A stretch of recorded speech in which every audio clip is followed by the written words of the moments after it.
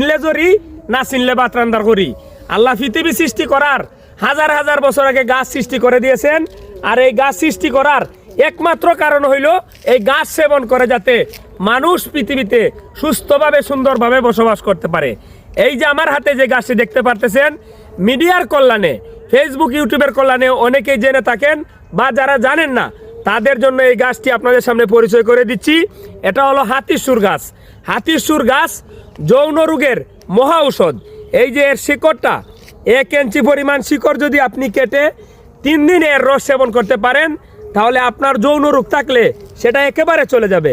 আর আপনার এই যে আমাদের এটা লজ্জার বিষয় না, আমরা পৃথিবীতে পুরুষ জাতি যারা আছি অবশ্যই আমাদের যৌবন আমরা ধরে রাখার দরকার। আর এই গাছ সেবনের মাধ্যমে আপনি ভায়াগ্রা ব্যবহার করতে হবে না, এই হাতির সুর গাছকে ব্যবহার করেন, আপনি সুস্থ সবল একজন